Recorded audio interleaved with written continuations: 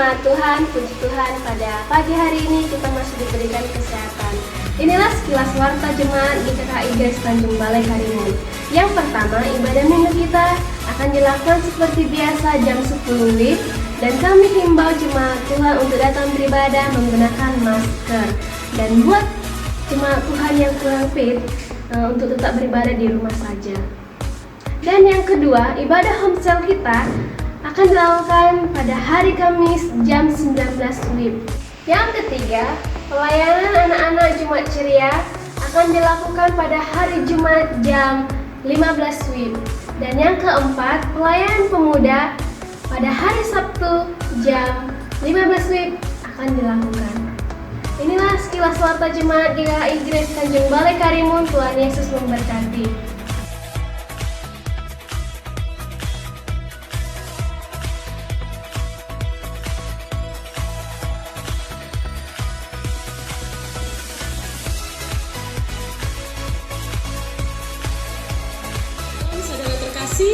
Shalom. Puji Tuhan, kita pada hari ini kita masih bisa ibadah walaupun masih lewat online ya.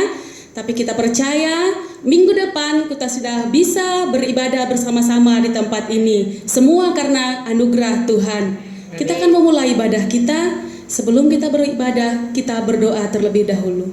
Mari kita berdoa. Bapa yang baik, kami bersyukur Tuhan buat kasih-Mu yang luar biasa. Terima kasih Tuhan karena pada hari ini kami masih bisa beribadah Tuhan walaupun lewat online. Tapi kami percaya setiap orang yang melihat video ini dan yang menonton Tuhan, mereka diberkati dalam nama Yesus. Dimanapun mereka berada, tangan Tuhan yang menolong mereka Tuhan. Kami serahkan ibadah online kami ini ke dalam tangan-Mu. Kau berkati yang pemain musik, singer dan hamba-Mu yang sebagai worship leader Tuhan. Kiranya tangan kasih-Mu yang menolong dan memperkuatkan kami semua. Terima kasih Tuhan, di dalam nama Tuhan Yesus kami berdoa. Haleluya, amin. Kami bersyukur kepada-Mu Tuhan. Engkau ada bersama dengan kami di setiap musim hidup kami Tuhan. Engkau tak pernah meninggalkan kami, tetapi tangan kasih-Mu senantiasa ada bersama kami. Terima kasih Tuhan. Terima kasih Bapa yang baik. Engkau Allah yang sungguh. Haleluya.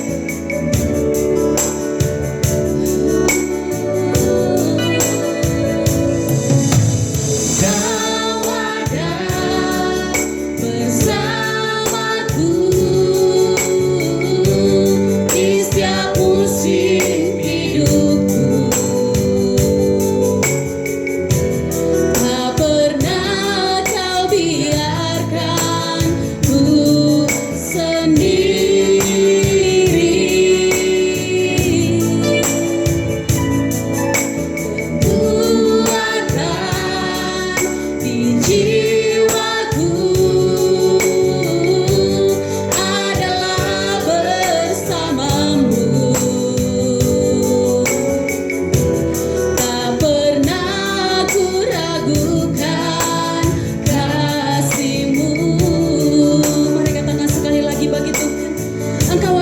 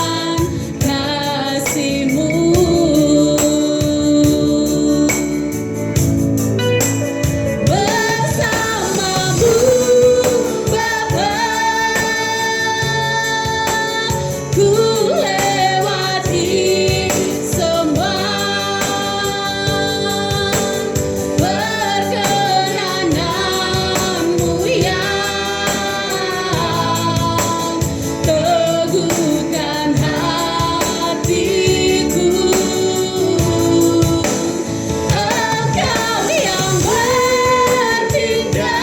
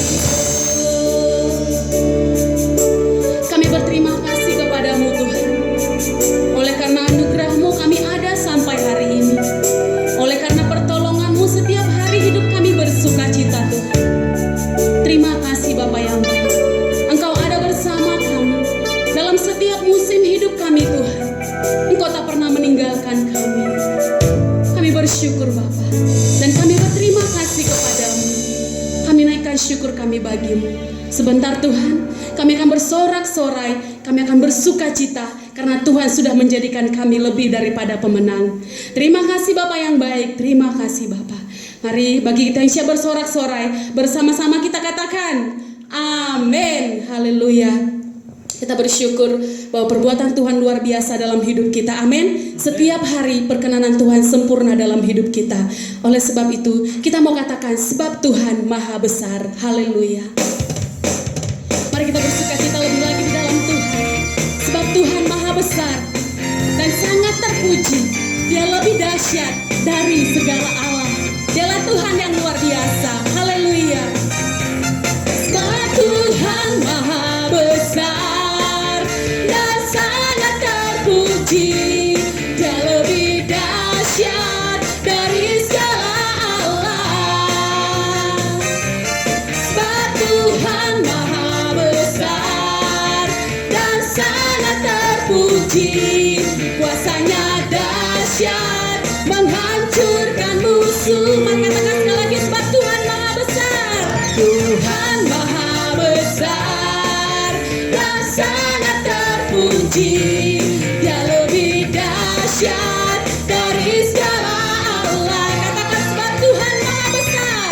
Sebab Tuhan maha besar dan sangat terpuji.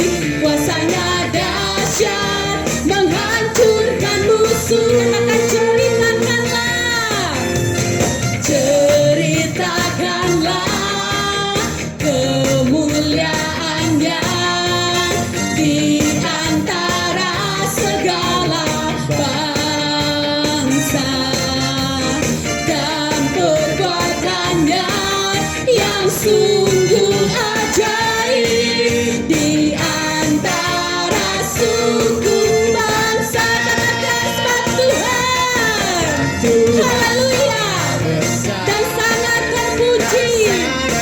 Dia lebih dahsyat dari segala Allah, dari segala Allah. Sebab Tuhan maha besar dan sangat terpuji. Kuasanya dahsyat menghancurkan musuh. Mari ceritakan perbuatan Tuhan. Ceritakanlah kemuliaannya di antara segala bangsa, dan perbuatannya yang sungguh ajaib di antara suku bangsa. Sebab Tuhan maha besar dan sangat terpuji. Dia lebih dahsyat dari segala Allah. Sebab Tuhan maha besar dan sangat terpuji. Kuasanya dahsyat, dahsyat, dahsyat menghancurkan musuh. Haleluya, haleluya, haleluya. Kuasanya dahsyat menghancurkan musuh. Amin. Haleluya, puji nama Tuhan. Allah kita luar biasa, sekarang dan sampai selama-lamanya. Sebentar kita akan mendengarkan firman Tuhan. Kita akan diberkati oleh kebenaran firman Tuhan. Sebelum kita mendengarkan firman Tuhan, mari kita berdoa. Terima kasih Bapa yang baik. Sebentar kami akan mendengarkan firman-Mu Tuhan. Berkati hamba-Mu yang akan menyampaikan firman-Mu, dan berkati firman yang akan disampaikannya Tuhan. Di dalam nama Yesus kami berdoa. Amin. Sebelum kita mendengarkan firman Tuhan, mari angkat pujian kita. Semusim berlalu, namun Kau Tuhan selalu pelihara hidup kami Tuhan. Haleluya. Haleluya. Syukur bagi Yesus.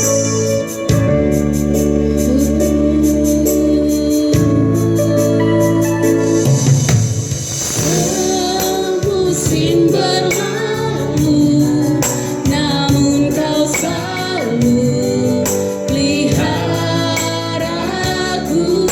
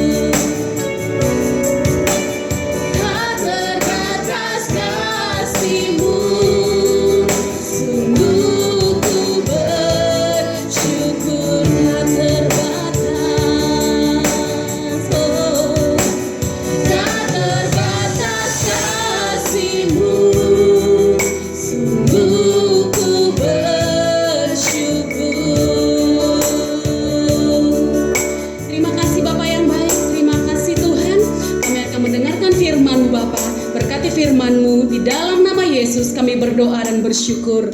Haleluya. Amin.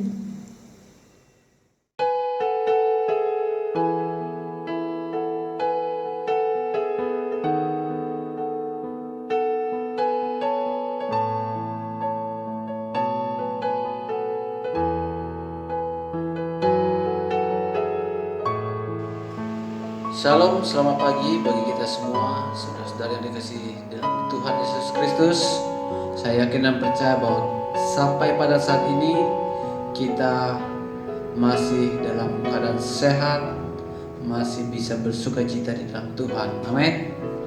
Baik, pada pagi hari ini saya ingin mengajak kita semua sama-sama merenungkan firman Tuhan yang terdapat di 1 Korintus pasal 1 ayat 26 sampai ayat yang ke-31 ya. 1 Korintus pasal 1 ayat 26 sampai ayat yang ke-31. Saya akan bacakan ayat ini untuk kita, Bapak Ibu. Ayat 26 dikatakan, "Ingat saja saudara-saudara bagaimana keadaan kamu ketika kamu dipanggil. Menurut ukuran manusia, tidak banyak orang yang bijak, tidak banyak orang yang berpengaruh, tidak banyak orang yang terpandang." Ayat 27, "Tetapi apa yang bodoh bagi manusia dipilih Allah untuk memalukan orang-orang yang berhikmat, dan apa yang lemah bagi manusia dipilih Allah untuk memalukan apa yang kuat." Ayat 28, "Dan apa yang tidak terpandang dan yang hina bagi dunia dipilih Allah, bahkan apa yang tidak berarti dipilih Allah untuk meniadakan apa yang berarti, supaya jangan ada seorang manusia pun yang memegahkan diri di hadapan Allah." Ayat 30, "Tetapi oleh Dia kamu berada dalam Kristus Yesus, yang oleh Allah telah menjadi hikmat bagi kita. Ia membenarkan dan menguduskan dan menebus dosa kita. Karena itu seperti ada tertulis, barang siapa yang bermegah, hendaklah ia bermegah di dalam Tuhan." Ya. Saya ulangi ayat 31 dikatakan, "Karena itu seperti ada tertulis, barang siapa yang bermegah, hendaklah ia bermegah di dalam Tuhan." Ya. Saya yakin dan percaya bahwa ketika kita bandingkan kehidupan dunia dengan kehidupan orang yang di dalam Tuhan, ya, kalau kehidupan dunia mereka akan cenderung membanggakan dirinya sendiri ya. Mungkin dengan apa yang dia peroleh, dengan prestasi apa yang dia miliki, dengan kekayaan seperti apa yang dia miliki, dia pasti akan berkata, "Ini karena hasil kerja keras saya, ini karena saya bekerja sungguh-sungguh ya."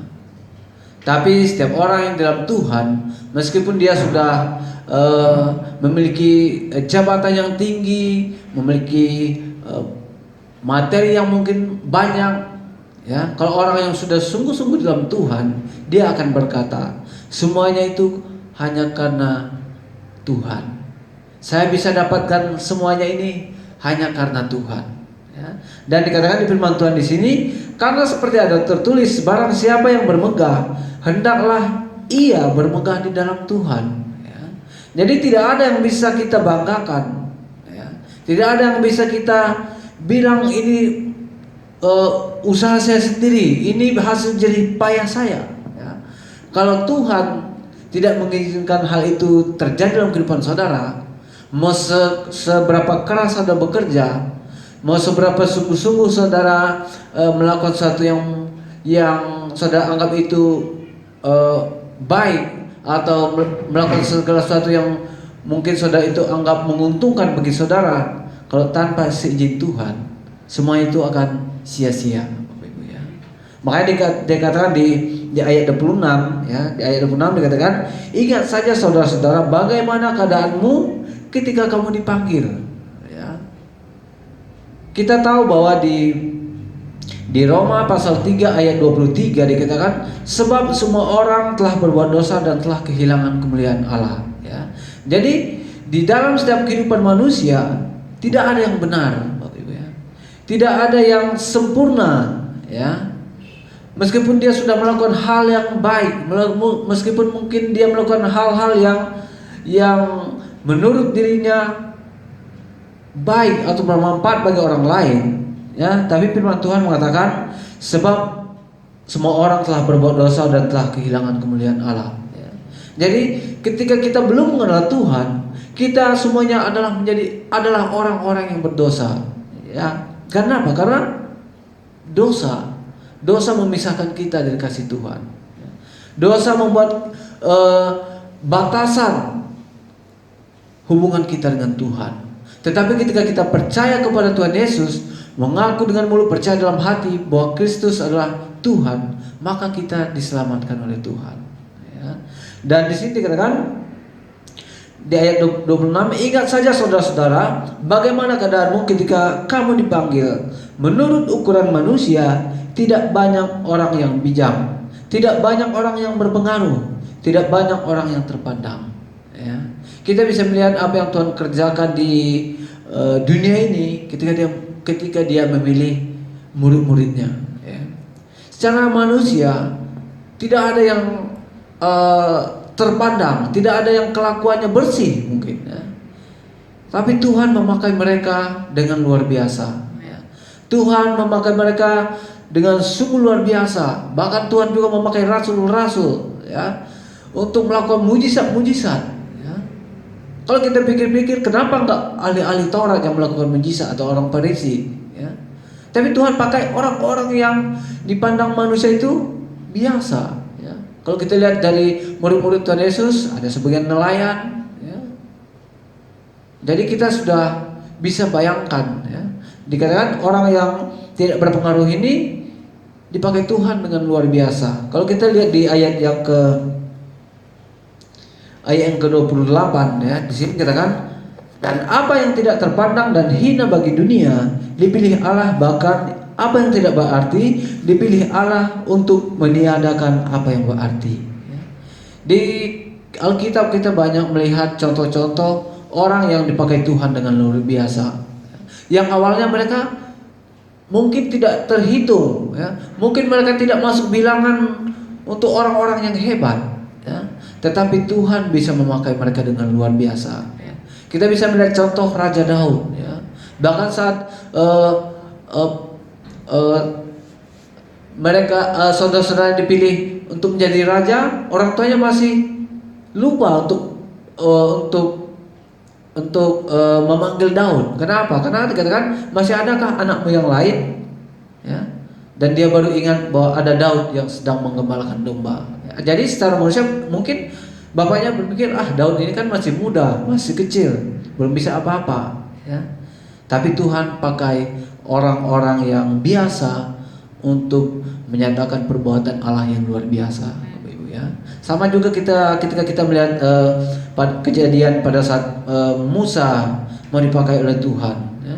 Bahkan dia bilang, berargumen sama Tuhan, Tuhan saya nggak bisa ngomong, saya nggak pandai berbicara. Ya. Tapi Tuhan memakai orang-orang seperti itu, ya, untuk memimpin bangsa Israel. Sungguh luar biasa. Jadi jangan kita pandang kepada diri kita, jangan kita pandang kepada apa yang kita miliki, tapi pandanglah ada Allah yang luar biasa yang bisa memakai kita dengan caranya yang ajaib untuk memuliakan nama Tuhan. Ya. Dan dikatakan di sini, ya, bagaimana kita bisa menyadari bahwa Tuhan melayakkan kita, ya. Ketika kita menjadi orang yang biasa-biasa tapi dipanggil oleh Tuhan, dipilih oleh Tuhan, ya.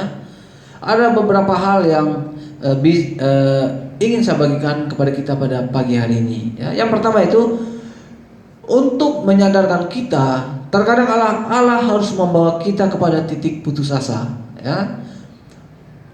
Kita dibuat untuk merasa sangat membutuhkan Kristus, ya. Makanya terkadang banyak kita melihat ketika orang yang contohnya banyak memiliki uang, ketika mereka sakit, ya, mereka akan berusaha semampunya dulu untuk berobat, untuk mendapatkan penyembuhan yang mungkin di luar daripada Tuhan. Mereka akan pergi ke rumah sakit terbaik mungkin, mereka akan menjumpai dokter terbaik meskipun dengan berapapun harganya, berapapun yang harus dibayar, dia akan berusaha, ya. Dan bahkan mungkin sampai habis hartanya, baru dia kepada Tuhan. Baru dia panggil pendeta mungkin untuk mendoakan, ya. Hendaklah bagi setiap kita yang percaya, apapun situasi kita, panggil nama Tuhan terlebih dahulu, ya. Panggil nama Tuhan, libatkan Tuhan di sana, ya. Untuk berusaha untuk berobat nggak masalah berobat, tapi kita harus serahkan dulu, minta dulu kesembuhan daripada Tuhan, ya. Karena Tuhan bisa pakai siapa saja, ya. So, mungkin makanya kalau kita bisa melihat ketika seseorang mungkin lagi sakit parah, dia datang kepada Tuhan, dia berdoa kepada Tuhan, ada anak Tuhan yang mendoakan, dia bisa sembuh tanpa harus ke dokter. Mungkin secara manusia sakitnya sudah parah, mungkin sakitnya mungkin nggak bisa tertolong lagi, ya. Tapi ketika dia datang kepada Tuhan, semua yang menjadi pandangan, menjadi tolak ukur manusia itu diruntuhkan Tuhan semuanya, ya. Sama ketika kita melihat ada yang lumpuh dari kecil, ada yang buta, datang kepada Tuhan, mereka bisa disembuhkan, ya. Bukan Tuhan bilang nanti kamu pergi ke dokter, enggak, ya. Sekarang tergantung iman kita. Makanya dari setiap orang yang memberikan hidupnya kepada Tuhan, dia harus memiliki iman, percaya kepada Tuhan. Jadi lewat situlah Tuhan bisa bekerja dalam kehidupannya. Makanya banyak juga kita bisa bilang orang sudah mengatakan dirinya percaya kepada Tuhan, tetapi kita terkadang sulit melihat campur tangan Tuhan dalam kehidupan mereka. Karena apa? Karena mereka mengandalkan kekuatannya sendiri, ya. Mereka tidak mengandalkan Tuhan. Mereka tidak menaruh iman percaya mereka kepada Tuhan, ya. Dan di sini dikatakan, ya, saya lanjutkan. Yesus siap menerima kita jika kita benar-benar ingin datang kepadanya. Tetapi kita tidak bisa mengatakan berapa lama pintu itu terbuka, ya. Artinya di sini bahwa Yesus siap menerima kita apa adanya, ya. Tidak ada syarat untuk datang pada Tuhan Yesus, ya. Yang kita perlu lakukan hanya datang, mengaku, datang percaya kepada Tuhan, ya. Dan di sini dikatakan sama seperti ada cerita Nuh, ya. Nuh diselamatkan karena dia mendengarkan apa kata Tuhan, ya. Dikatakan di sini bahwa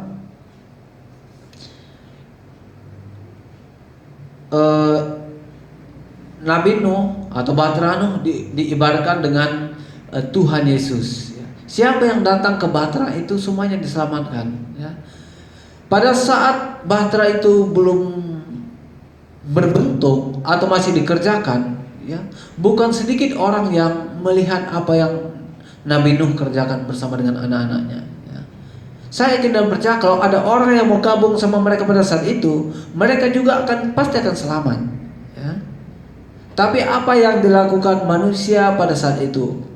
Mereka malah menertawakan Nuh, mengejek Nuh dan keluarganya, ya. Tetapi ketika tiba masanya air bah datang, ya, Tuhan hanya menyelamatkan orang yang ada di dalam bahtera itu, ya. Perumpamaan ini mungkin sama juga ketika kita mengikut Tuhan, ya.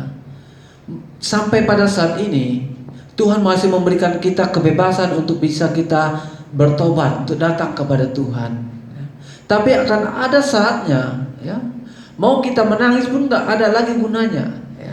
Mau kita berteriak sekuat tenaga kita nggak ada lagi gunanya. Sama seperti ketika bahtera itu, ketika hujan telah turun ke bumi dan bahtera itu telah ditutup pintunya.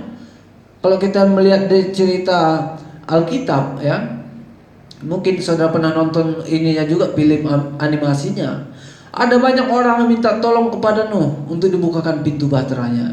Ada banyak orang yang menangis, ya. Tapi udah tidak ada gunanya lagi karena pintunya sudah tertutup, Bapak Ibu, ya.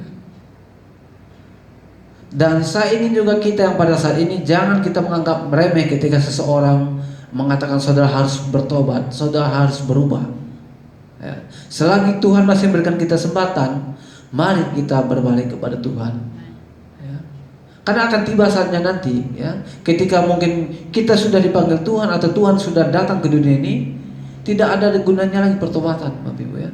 Ketika saudara mati, mau nangis pun saudara nggak ada gunanya, nggak ada manfaatnya lagi. Mau 10 hari pun keluarga saudara menangis sama saudara biar Tuhan ampuni dosanya, tidak akan bisa lagi, Bapak Ibu. Ya. Makanya di cerita Lazarus dan orang kaya itu, ya, orang kaya ini minta supaya Lazarus turun ke bumi untuk kasih tahu sama keluarganya supaya keluarganya tidak melakukan seperti apa yang orang kaya ini lakukan. Ya. Makanya apa dikatakan di firman Tuhan? Sudah ada yang memberitakan, ada nabi-nabi di sana, ada anak-anak Tuhan yang memberitakan kepada keluargamu supaya keluargamu bisa bertobat. Artinya tidak ada lagi hubungannya ketika kita masih hidup dan ketika kita sudah meninggal. Ya. Jadi pertobatan itu masih terbuka ketika kita masih hidup dan ketika Tuhan belum datang ke dunia ini untuk menghakimi, Bapak Ibu ya. Jadi pergunakan waktu yang ada ya. Jangan kita cuma seperti orang-orang yang hidup pada zaman Nuh. Mereka mentertawakan Nuh. Mereka bilang Nuh itu gila ya. Tapi apa yang bisa kita lihat dari akhir cerita Nuh ini? Tidak ada yang selamat, Bapak Ibu, yang di luar bahtera ya. Begitu juga kita yang pada saat ini mengenal Tuhan atau percaya kepada Tuhan. Kita tidak akan selamat kalau kita tidak bertobat. Kita tidak akan selamat kalau kita tidak datang kepada Tuhan. Karena Tuhan berkata, akulah jalan kebenaran dan hidup. Barang siapa tidak bisa datang kepada Bapa kalau tidak melalui aku. Emang itulah pintunya, sama itulah bahtera yang tadi, bahtera Nuh ya. Hanya cuma di bahtera itu orang bisa selamat. Makanya ketika bahtera itu mau ditutup, Nuh memanggil semua hewan berpasang-pasangan supaya apa? Supaya ada keturunan di sana, supaya ada yang selamat di sana. Ya. Dan saya ingin juga kita yang mendengarkan firman Tuhan pada siang hari ini, kita tidak menyia-nyiakan waktu kita. Kita tidak melakukan seperti apa yang orang-orang lakukan pada zaman Nuh, Bapak Ibu ya. Itu yang pertama. Terus yang kedua ya. Yang kedua dikatakan di sini, karena itu seperti ada tertulis, barang siapa bermegah hendaklah ia bermegah di dalam Tuhan ya. Jadi yang kedua yang ingin saya bagikan yaitu pujian kita harus kita berikan kepada Tuhan Yesus yang telah menyelamatkan kita dan telah menyediakan keselamatan itu bagi kita ya. Sama seperti awal tadi saya bilang bahwa hanya Tuhan Yesus yang bisa menyelamatkan kita. Hanya Tuhan Yesus yang bisa memberikan keselamatan kepada kita ya. Makanya sebagai orang-orang Kristen, kita harus melihat keberadaan diri kita ini sangat tergantung kepada Tuhan ya. Sangat tergantung kepada Tuhan. Artinya dalam kehidupan kita terus kita menyerahkan kehidupan kita kepada Tuhan, karena Dia yang tahu siapa kita ya. Bahkan di Yeremia dikatakan Dia mengenal kita selagi kita bakal anak ya. Jadi Tuhan mengenal pribadi kita lepas pribadi ya. Dan luar biasanya ya, Tuhan juga merancangkan rancangan yang indah bagi setiap kita, bagi setiap manusia ya. Makanya ketika Tuhan menciptakan dunia ini, Dia terlebih dahulu menyediakan apa yang menjadi kebutuhan manusia. Dia terlebih dahulu menciptakan bumi. Dia lebih dahulu menciptakan tanah, lautan, daratan, tumbuh-tumbuhan, hewan. Baru terakhir Dia menciptakan manusia. Tuhan juga menciptakan penerangan untuk manusia. Ya.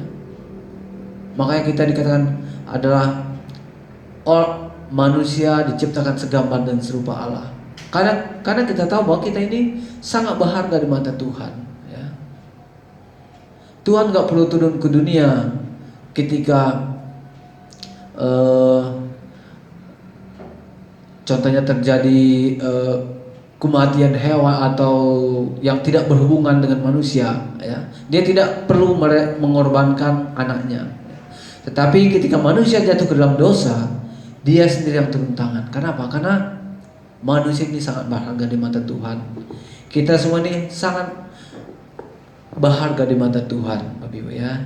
Jadi pergunakan waktu yang ada ya.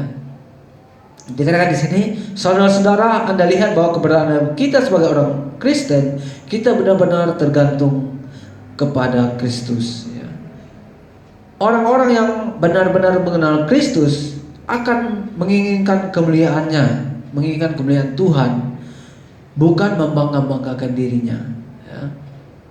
Bukan membesar-besarkan dirinya, bukan berkata bahwa ini karena kerja keras saya, ini karena apa yang selama ini telah saya lakukan. Enggak, Bapak Ibu ya. Semuanya karena Tuhan, ya. Semuanya karena pertolongan Tuhan. Dan sebagai ayat yang berikutnya, kita bisa melihat bahwa ketika kita di dalam Tuhan, ya, Tuhan bisa memakai kita dengan luar biasa. Ya, saya bacakan tadi di ayat yang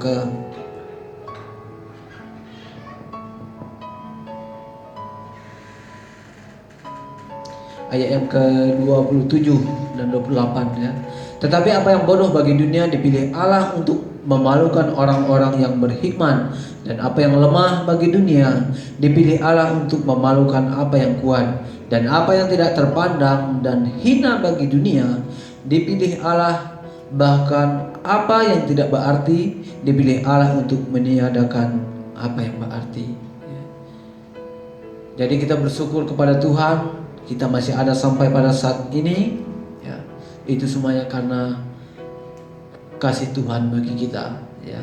Dan yakin dan percayalah bahwa Tuhan bisa memakai kita dengan luar biasa ketika kita memberikan diri kita kepadanya, ya. Ketika kita membukakan hati kita, ketika kita mempersilahkan Dia masuk ke dalam hati kita, seperti di Wahyu 3 ayat 20, ya.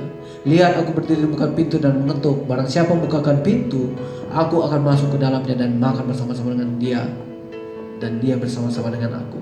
Jadi intinya apa? Kita harus membuka diri kita, ya. Kita harus membiarkan Tuhan Yesus itu bertahta dalam diri kita. Jangan kita biarkan kesombongan kita yang bertahta. Jangan kita biarkan keangkuhan kita yang bertahta. Jangan kita biarkan kekayaan kita yang bertahta, ya. Tapi biarlah Tuhan Yesus yang bertahta dalam kehidupan kita. Saya yakin dan percaya ketika Tuhan Yesus yang kita undang masuk ke dalam diri kita, Dia akan bertahta dalam diri kita, dan kita akan memperoleh damai sejahtera daripada Tuhan, ya. Damai sejahtera yang tidak bisa kita peroleh dari dunia ini, ya.